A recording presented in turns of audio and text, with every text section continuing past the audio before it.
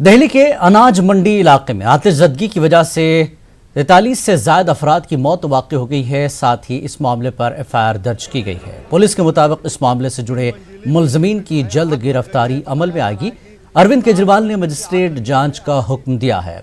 साथ ही आम आदमी पार्टी और बीजेपी की जानिब से मुआवजे का ऐलान किया गया है।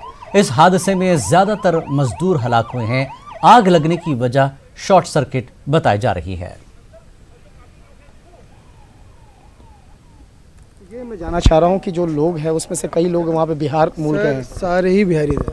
सारे बिहारी? हाँ जी सर तकरीबन 70 लोग की फैमिली आती, 70 लोग थे यहाँ पर तकरीबन, जिसमें से रात को तकरीबन 3:30 बजे आग लगी है। ये उस टाइम में जब चीखना चिल्लाना हुआ तो मैंने देखा इतना चीखना चिल्लाना कहाँ से आवाज़ आ रही है। मैं छत पे आगे देखा तो आग की ऐसी लपटें थी जैसे भयानक वाली, जैसे जंगल में आग लग रही हो।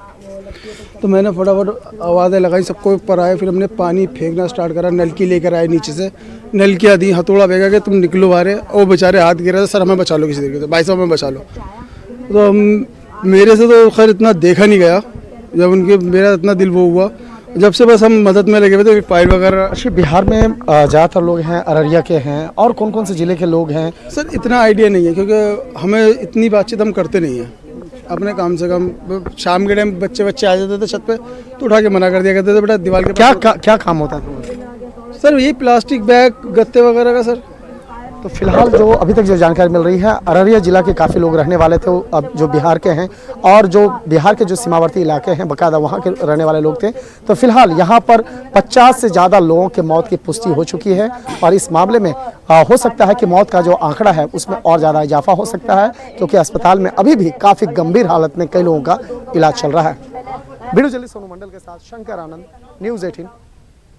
तो बड़ी तौर पर एक आतिशबाजी का मामला पेश आया है। दिल्ली की अनाज मंडी है जहां पर इतना बड़ा आग का हादसा पेश आया है। जैसा कि आपने सुना वहां के निशादीन से कि इस मंडी में ज़्यादातर प्लास्टिक की थैलियां वगैरह थैले रखे थे, जिसमें ये शॉर्ट सर्किट हुआ है, ये बताया जा रहा है। अभी तक 46 लोगों की मौत की खबर है और काफ़ी लोग जख्मी हुए हैं। बीजेपी और आम आदमी पार्टी की जानिब से मुआवजे का ऐलान किया गया, सरकार की तरफ से ऐलान किया गया है। अरविंद केजरीवाल सरकार ने ऐलान किया है और ज़ख्मियों को जो है मुफ्त इलाज की सहूलत दी जा रही है। और वहीं मजिस्ट्रेट जांच का हुक्म दिया गया है अरविंद केजरीवाल की जानिब से, और इस पूरे मामले पर एफआईआर दर्ज कर लिया गया है। पेशेंट हैं जिनकी 50% से ज़्यादा बर्न है, और 8 और इस वार्ड में हैं जो कि बर्न्स तो हैं, थोड़े बर्न्स हैं, लेकिन वो जो सफोकेशन की वजह से धुआं जो अंदर चला गया उसकी वजह से अभी एडमिट है। सर आप वहाँ पे विजिट करके आए, साइट में क्या स्टेटस है? बड़े दुख की बात है। मैंने वहाँ भी बताया कि जो हादसा हुआ है और लगभग 43 लोगों की डेथ हो गई है और 15-16 के करीब इंजर्ड हैं जो कि इस अस्पताल में और लेडी हार्डिंग में एडमिट हैं। और हमारी पूरी कोशिश है कि जो इंजर्ड हैं उनको किसी भी तरह से बचाया जाए, और सरकार ने मैजिस्ट्रियल इंक्वायरी ऑर्डर कर दी है, और जितने भी लोगों की मौत हुई है उनको सरकार 10-10 लाख रुपए का मुआवजा देगी और 1-1 लाख रुपए इंजर्ड को मुआवजा देगी, और इंजर्ड को जो भी इनका वो है इलाज सारा सरकार कराएगी। इंक्वायरी मैजिस्ट्रियल इंक्वायरी कर दी ऑर्डर हमने।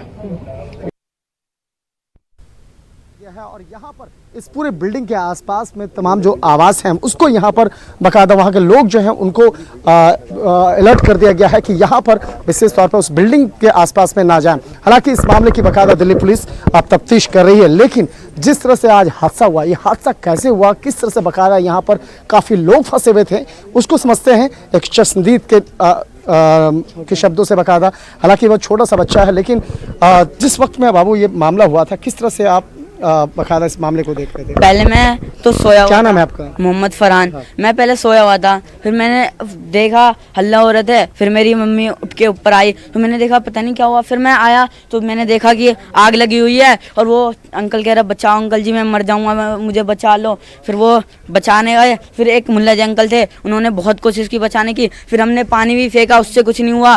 तो उनको है ना सबने वो हथौड़ा दिया एक बड़ा सा कि आप तोड़ के देखो, पहले इधर से तोड़ के देखो, सीढ़ी लगा के, फिर नहीं टूटा। फिर अंकल उनको दिया गया चढ़ के कि आप तोड़ो इस खिड़की को, आपसे टूट जाए खिड़की ना तो दीवार तोड़ दो, आप दीवार से बाहर आ जाएंगे।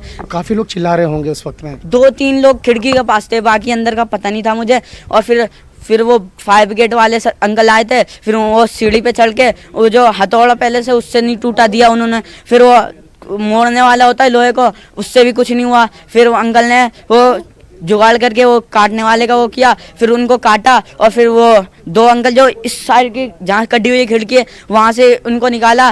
फिर जो इधर की तरफ कह रहे थे बचाओ अंकल जी, उनको कपड़ा भी दिया गया गीला, जहाँ गर्म कर रहा है वहाँ रख दो, पानी भी दिया गया वो बाल्टी फेंक के, फिर भी कुछ नहीं हुआ उनसे। फिर उनको कहा कि आप इधर आ जाओ मैं आपको निकालूंगा यहाँ से। फिर वो जब इधर आए ना तो वो इधर आते ही समय शायद नीचे वो बेहोश हो गए या गिर गए। उसके बाद है ना फिर थोड़ी देर बाद एक और अंकल ने कोशिश की और फिर वो बाहर आए, उनको हॉस्पिटल ले गए। काफी जिस वक्त में हुआ होगा काफी मैंने चीखना चिल्लाना। मुझे बहुत तकलीफ है, दुख है।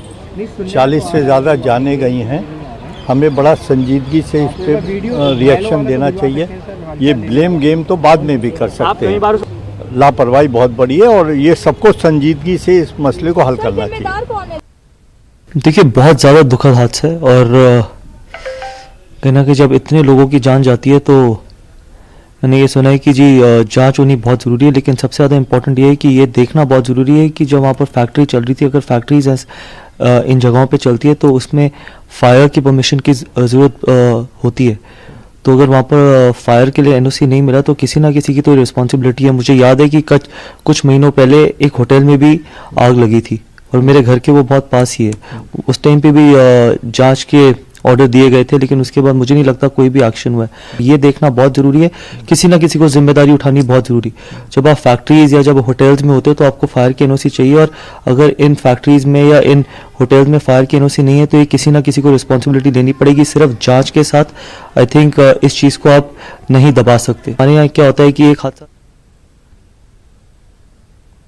में आज सुबह एक बहुत बड़ी दुर्घटना हो गई। एक फैक्ट्री में आग लगने से तकरीबन 43 लोगों की मौत हो गई है और 50 से ज़्यादा लोग घायल बताए जा रहे हैं। घायलों को दिल्ली के अलग अलग अस्पतालों में भर्ती कराया गया है, जिसमें कि LNJP अस्पताल, लेडी हार्डिंग और RML अस्पतालों में भर्ती कराया गया है। इस समय हम लेडी हार्डिंग अस्पताल में हैं। यहाँ सुबह 10 घायलों को भर्ती कराया गया था, जिसमें से 9 लोगों की मृत्यु हो गई है और एक की हालत गंभीर बताई जा रही है, उसका उपचार चल रहा है। तो लगातार ऐसी घटनाएं दिल्ली के अंदर पिछले वर्षों में भी लगातार होती रही हैं, लेकिन दिल्ली का प्रशासन न जाग रहा है न उससे सबक ले रहा है। लगातार ऐसी घटनाएं से लोगों को कहीं ना कहीं परेशान होना पड़ रहा है। कैमरा पर्सन गौरव सक्सेना के साथ पवन गौर, निर्भय 3 दिल्ली। और दिल्ली अनाज मंडी आतिशबाजी मामले में न्यूज़ 18 ने पूरी तफसीलात फराहम की है, आइए देखते हैं। अनाज मंडी में मौजूद है, जहां अगर आप तस्वीरों में देखें यहाँ से साफ तौर पर उस बिल्डिंग को देखा जा सकता है जहां पर आग लगी थी। लगभग सुबह 5:30 बजे की घटना है, 5:30 बजे यहाँ आग लगी। उसके बाद लगातार यहाँ पर ये आग अंदर जितने लोग थे उनको निकाल लिया गया, लेकिन लोग काफी गंभीर रूप से घायल हुए हैं। कई लोगों की मौत हुई है। यहाँ आसपास के भी कई लोग मौजूद हैं। अगर आपसे जाने तो क्या हुआ था सुबह, आप यहाँ थे? एक्चुअल 4 बजे के आसपास की दुर्घटना है और हम लोगों को तकरीबन 5-7 मिनट बाद कॉल गई कि ऐसे ऐसे आपके पड़ोस में आग लग गई है। हम लोग चूंकि सो रहे थे, सुबह का टाइम था, एकदम नींद की हालत में आए, भाग के आए, देखे तो यहाँ अफरा तफरी का माहौल था, काफी चीखो पुकार का माहौल था यहाँ पे।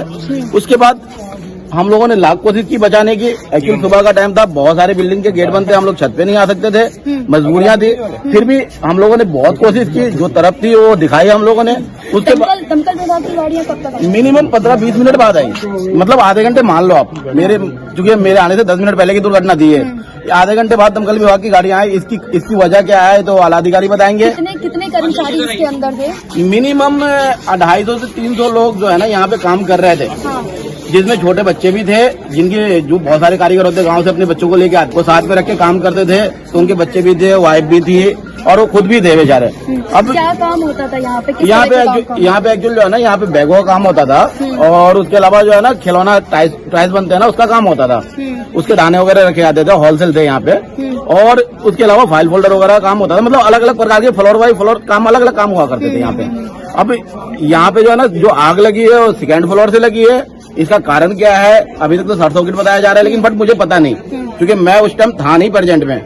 तो जैसा कि अगर आप यहाँ पे भी देखें, पीछे तक बिल्डिंग अगर दिखाई जाए, पीछे तक यहाँ आग लगी थी, क्योंकि आग की लपटें इतनी ज्यादा थी। आप पीछे तक अगर तस्वीरों में देखें तो साफ तौर पर यहाँ कालिक देखी जा सकती है। नीचे से लेके ऊपर तक ये आग जब फैलना शुरू हुई तो अचानक जब आसपास के लोगों को पता चला, दमकल विभाग की गाड़ियां यहाँ पहुंची और लोगों को बचाना शुरू किया। लेकिन इसमें कई परिवार भी रहते थे जिनके छोटे छोटे बच्चे थे, वो भी इस आग के अंदर फंसे हुए थे। फिलहाल आग किन कारणों से लगी है इस बात का पता नहीं चल पा रहा है, लेकिन पुलिस लगातार जांच में लगी हुई है। वीडियो जर्नलिस्ट नारायण के साथ अंजलि गुप्ता, न्यूज़ 18 इंडिया, दिल्ली।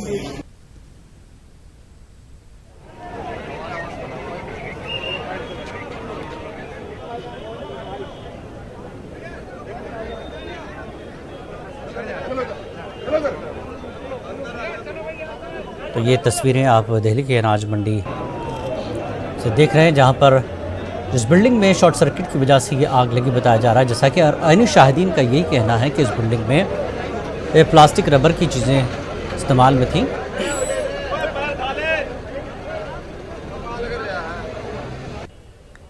तो खिलौनों की चीज़ें यहाँ रखी थी, फाइल फोल्डर्स का काम होता था, प्लास्टिक और रबर की चीज़ें यहाँ पर इस बिल्डिंग में थी, जिसकी वजह से आग कुछ ही वक्त में जो है फैलती गई पूरी बिल्डिंग में और फ्लोर के लास्ट आखिरी हिस्से तक, यानी बिल्डिंग के आखिरी हिस्से छत तक ये आग देखी गई। देखते ही देखते आधे घंटे में बिल्डिंग का नक्शा बदल गया और बड़ी मुश्किल से लोगों को यहाँ पर बचाया गया है। और आइए एक ऐसे शख्स से मिलाते हैं जिसका बेटा आग में घिरने के बाद अपने बाप को फ़ोन मिलाता है। बाबा फ़ोन पर कहते हैं, बेटा छत से कूद जा। फिल्मिस्तान इलाके के पास सब्जी मंडी में आज सुबह भयानक अग्निकांड में अब तक 43 लोगों की मौत की पुष्टि हो चुकी है। आनन फानन में सबसे पहले घायलों को आप देख सकते हैं कि इसी अस्पताल में लेके आया गया। ये LNJP अस्पताल है जहां पर घायलों का उपचार किया जा रहा है और अभी यहां पर आप देख सकते हैं कि 35 लोगों की मौत हो चुकी है इस अस्पताल में। घायलों का अन्य यहाँ के नज़दीकी अस्पतालों में भी जांच चल रही है। आपके कोई परिजन अंदर हैं, आप बता रहे थे, कौन है? लड़का था ही मुशर्रफ, जिला बिजनौर का रहने वाला, वो ख़त्म हो गया। सुबह 5 बजे उसने फ़ोन किया था खुद, तो उसी के जरिए से पता चला। फिर टीवी पे देखा कि ऐसे ऐसे हादसा बहुत तगड़ा हुआ है। उसका अचानक फ़ोन बंद होने से पता चला कि वो भी कोई न कोई हादसा में आ गया। सुबह फ़ोन आया उसका आपके पास? सुबह 5 बजे फ़ोन आया था, जब ये आग का कांड हुआ। जब आग में उसने फ़ोन किया था कि मैं ऐसे ऐसे फंसा हुआ हूँ, यहाँ मुझे बचाओ। तो भाई तू ही अपनी जुगत लगा, कैसे बचेगा? वहाँ तेरे पास तो कोई आ नहीं सकता इतनी दूर से। बिल्डिंग से कूद जा, अगर कोई मौका लगा तो कूद नहीं पाया वो। तो कैसे सूचना मिली आपको कि LNJP अस्पताल में घायलों का उपचार चल रहा है? ये मीडिया के जरिए पता चली, टीवी पे देखा कि ये घायल और जितने भी इंडेज हो चुके हैं या ख़त्म हो चुके हैं वो सारे अरविंद हॉस्पिटल में लाए गए हैं। क्या कहना है आपका कि इस घटना के पीछे जो दोषी हैं उनको सजा मिलनी चाहिए? कितने सारे लोग एक साथ झुलस के मर गए हैं जिन्होंने ये काम किया, तो उन्हें तो सजा मिलनी चाहिए, और अगर दोषी नहीं है तो उन्हें सजा नहीं मिलनी चाहिए। बिल्कुल, अभी भी हालत क्रिटिकल है कई लोगों की। आपको क्या लगता है कि अगर प्रिकॉशन लिया होता तो ये घटना नहीं घटती? टाइम ही ऐसा था, अगर यह पहले से इंतजाम सही होता। क्या नाम बताया आपने अपने परिजन का? मुशर्रफ। साफ तौर पे ये मुशर्रफ के घर के लोग हैं और मुशर्रफ यहाँ पर अपनी जान बचाने के लिए आया, मगर उसका उपचार चल रहा था, उसने दम तोड़ दिया। इस LNJP अस्पताल में अब तक 34 लोगों ने दम तोड़ दिया है, अन्य का उपचार चल रहा है। अब देखना यह है कि इतनी बड़ी घटना, इतने बड़े अग्निकांड पर शासन प्रशासन क्या जवाबदेही देता है। कैमरा पर्सन सत्यप्रकाश के साथ मैं रवि कुमार मिश्रा, न्यूज़ 18 नई दिल्ली। और दिल्ली के अनाज मंडी इलाके में मरने वालों के अहल खाना के लिए पीएम ने मुआवजे का ऐलान किया है। पीएम नेशनल रिलीफ फंड से मरने वालों के अहल खाना को माली मदद दी जाएगी। मरने वालों के अफराद खाना को फीकस 2 लाख रुपए एक्स ग्रेशिया मिलेगा। वहीं शदीद जख्मी हुए अफराद के लिए 50,000 रुपये माली मदद दी जाएगी।